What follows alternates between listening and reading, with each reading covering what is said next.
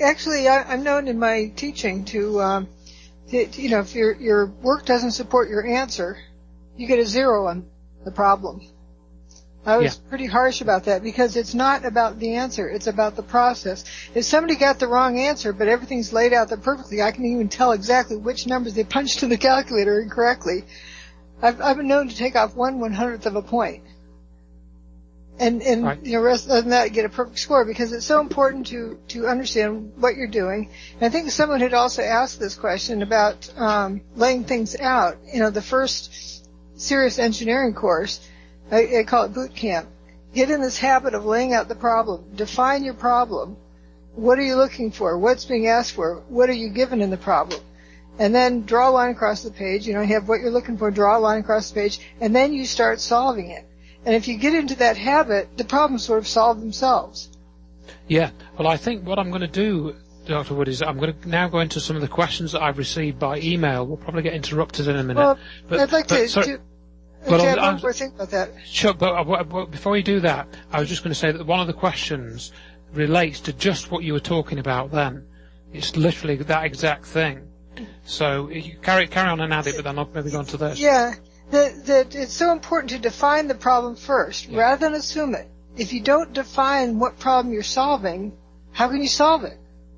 And that is the biggest trick I first saw as to how a cover-up is run. You get people to assume the wrong problem, and they can never, ever, ever solve the actual problem, as long as they're working on an assumed problem that's incorrect. So that leads perfectly into this question from Matthew that he sent to me, and he was referring to this, that, this is Engineering 101 you're talking about there, right there. And what he said is, he's asked in his question is, how much more difficult is problem solving if we fail to define the problem properly? And how does this play into the 9/11 cover-up and cover-ups in general? That was his question. Exactly. It's impossible to solve the problem if you haven't defined it. Because then you're just following wherever your imagination and belief systems want to take you, and that's not solving the problem. That's dealing with your imagination. And another nifty part of this, I don't know if it's nifty, but how the cover-up is run, you get people to jump to how it was done or why it was done. Everything but what happened. What happened is identifying the problem. You can't solve it until you determine what happened. So if you're looking at who did it, and how they did it. It was thermite, it was bombs, it was nukes, it was this, that, and Bin Laden did it. No, George Bush did it. And all of that round never gets you anywhere. So absolutely, and what I was going to add to that is that the cover-up can stay in place if you don't encourage people to solve the problem. In other words, if you to identify the problem that needs to be solved. Yeah, exactly. So if you can prevent the problem-solving process from happening by,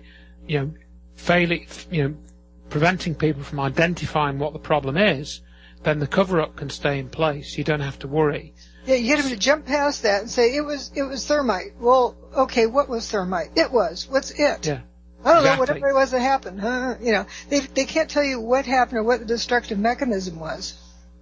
And what I found is as well that, if you're having these discussions with people and you're trying to work out their motives, one of the good questions to ask them, and I did this today with somebody who popped up on Facebook, I said to them, and what problem are you trying to solve? And if you ask people that question, typically I found that they either come out with just some gibberish or they come out with an honest answer. Or they go silent. Or they go silent, yeah, exactly. So that's a good question to ask people and really pin them down on it.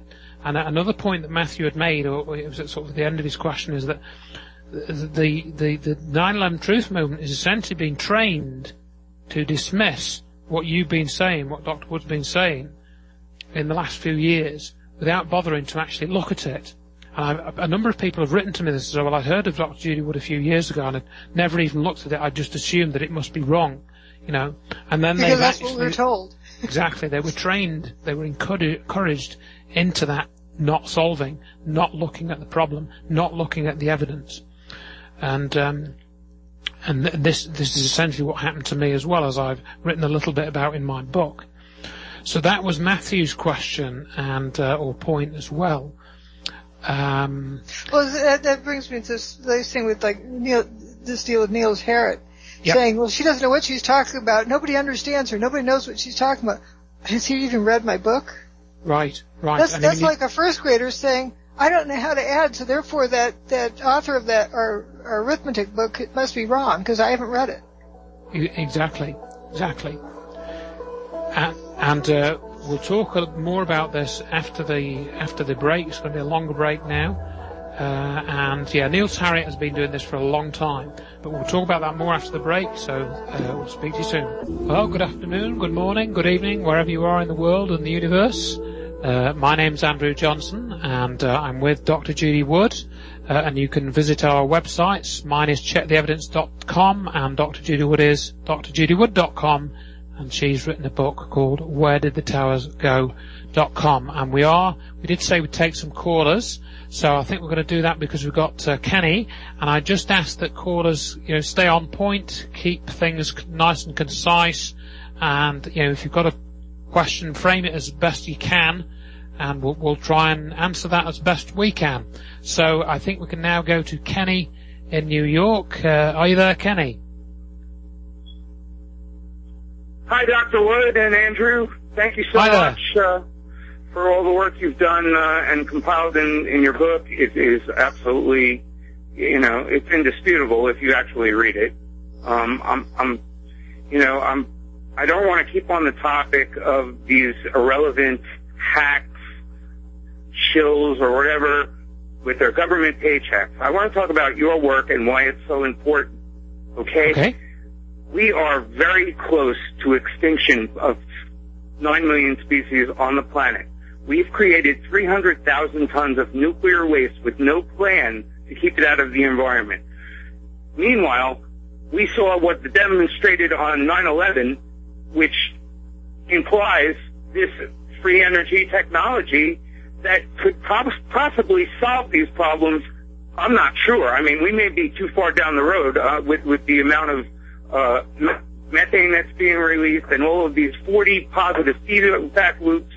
We're looking at 4 to 6 degrees C by the middle of the century, and with all of this nuclear waste needing cooling all the time. I just plead with scientists to come up with a solution, because any kind of disaster, natural disaster, a war, whatever, that cuts off power to these nuclear plants, which there's 400 plus around the world, that's 400 Fukushimas, and that's endgame.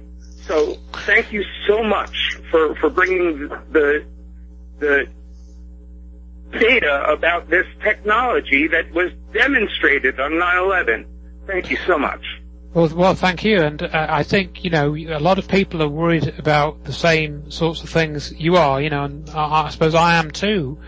And I think what the research in the book shows, essentially when you think about it and think about the implications, is that all of the things that you mentioned, I think are like that because somebody wants them to be like that, somebody we don't really know, because just to give you a quick example, one of the bits of research that John Hutchison was doing and has been doing was how the technology that he's developed can be used to mitigate or neutralize some of the effects of radiation.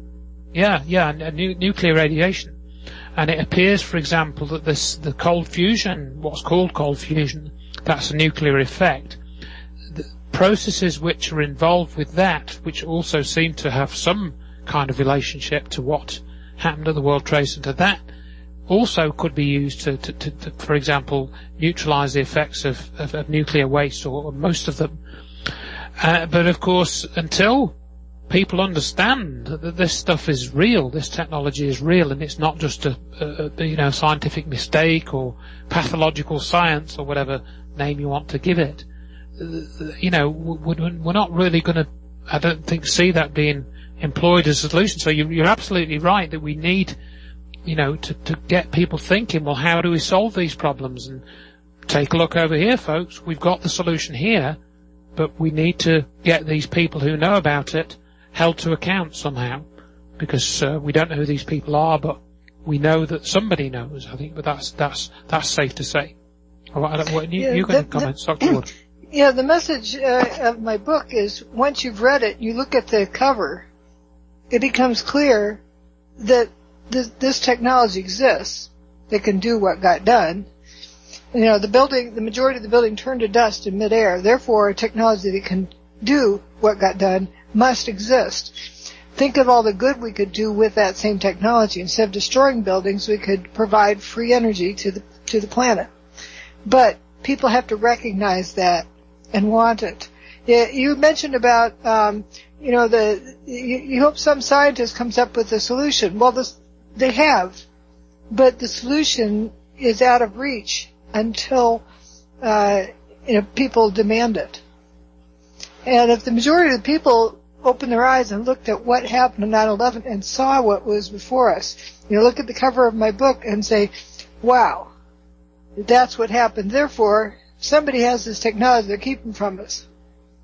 And actively get involved with getting that to be used for good instead of evil. What I could do is read some parts from my book. It's on page 153 for those who want to read along with me. And it's some first responder testimony that is always kind of interesting that I find. This is from Chief Fire Marshal Richard McCahey. He said, this is right after one of the towers turned to dust. He said, somebody, which actually helped me, I don't know who it was, after somebody said, I can't breathe, somebody, I don't know from which direction it came from, screamed out, don't panic. Or they screamed, relax. Relax. It's not smoke. It's just dust. Just relax. At that point, that's when I started to realize my mouth was filling up with like a sandball. All of a sudden, I realized when whoever said that, now I'm starting to pay attention to my surroundings. I realized there was no heat. And you could breathe. Can you hear me now? Yep, stuff was going in your mouth, but it was like a cool air coming in when you could breathe it. So I said, maybe he was right. You couldn't see, it was gritty. Okay. If it's fire, it takes the oxygen out of the air. If it's smoke, it takes the oxygen out of the air. This did not take the oxygen out of the air. You could breathe. Okay, we're going to go for a quick break. I think I'm back on now, and we should be back in a few minutes.